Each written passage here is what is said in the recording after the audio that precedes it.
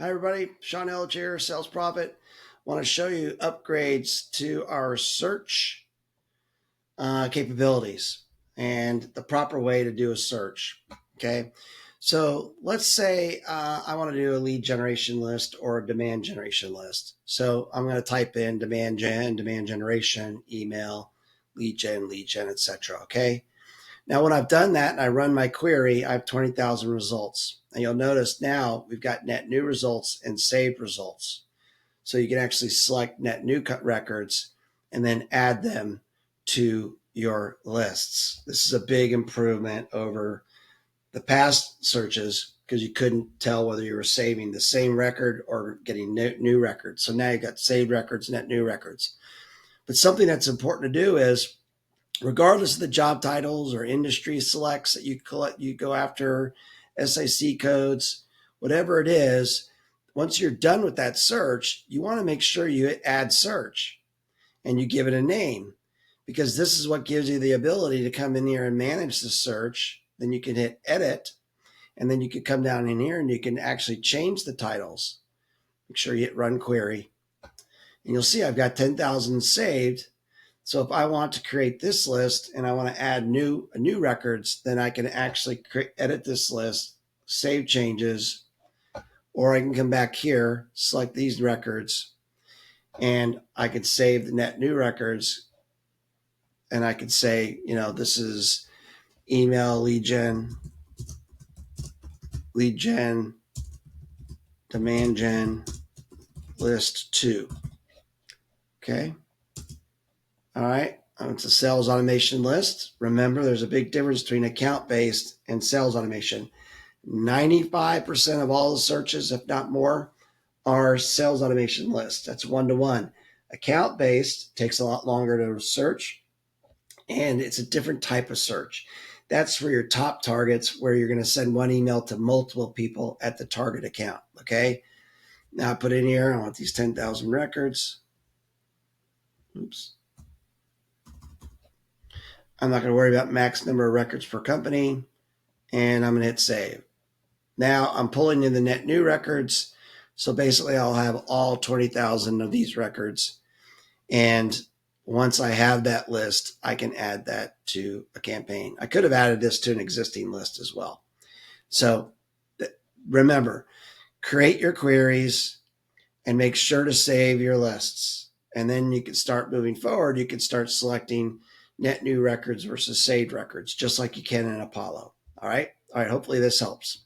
Thanks. Oh, one last thing. Once you have your list and you're creating it, like here's one I've just verified, please keep in mind the way this works. So unknown records mean unverified records are bad. I'm going to get rid of that view completely, just remove it. It confuses people. Then there's unknown records. These records are people when we've verified the data or email oversight verifies the data, the server doesn't respond at all.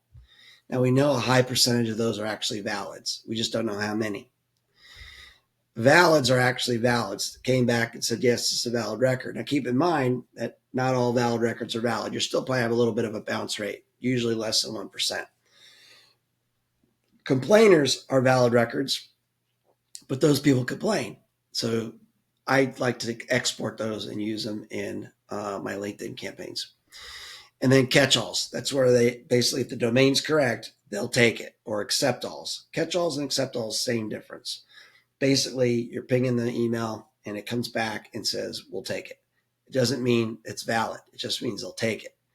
So these two make up 60% of all emails, maybe more, 70%, as high as 70%. And I don't care whether you get it from Apollo, ZoomInfo, 70% are going to be unknowns or catch-all emails that are unverifiable. That's the problem. So I had a choice of saying, well, I could just charge people for valid records, or I'm just going to give you access to all the data and you decide how to use it. And everyone I asked said, no, we want as much data as possible, which is what I do. Now, what I do when I get ready to add to a campaign, I select the valids and then I select all records and then I add to my sequence. And then what I do is I grab the unknown records and I'll select, first thing I'll do is I'll come down here and say, make sure I got 100 records at a time, select records on that page, and then add those to a sequence. Then I'll go to catch-alls and I'll do the same thing. Select records on this page, drop them to my sequence, and I might add 200 or 300 of those records at a time because catch-alls are going to make up the majority of our lists. So we just don't want you just got to pay attention to your bounce rate. Now it is a hassle. And I'm going to try to come up with an automated way of doing this so you guys don't have to do it. But right now, unfortunately, this is the way it is. There's just no way around it. I don't care who you verify your data with. There's no way around it. I've tried them all. Email oversight, unbounce, never bounce, million verifier, X-Verify. They all have the same problem. They can't tell you whether the person's really real. So some of the tools will say, hey, we go out and check their LinkedIn profile and see if they're still there. It still doesn't mean the email is any good. And I could show you, if you look at some of our blogs and our resource section on our blog, I've got a definitive guide on email verification that you could check it out if you really want to know the truth about email verification. And I can even show you how I compare what Apollo's actually doing. They're letting their user community send emails. And that's why 15% on average are bad, is because not everyone emails the same contact record. So over time, it's just a depreciating asset. But just a quick recap. Again, when you're searching, you create your searches, make sure to save the search. Okay. That way it'll show up here. You can run the query and you'll be able to see net new records. So now you can see it's already pulled in the other 10,000. I got still 317 more records that match this criteria.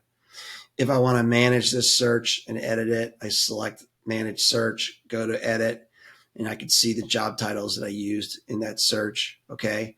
So that helps. You can make changes to it as well. So you can see your net new records. And then once you have your list made, don't forget to verify the list. Once you verify it, start with the valids and sprinkle in unknowns and catch-alls. That'll get you the best results. All right. Happy hunting.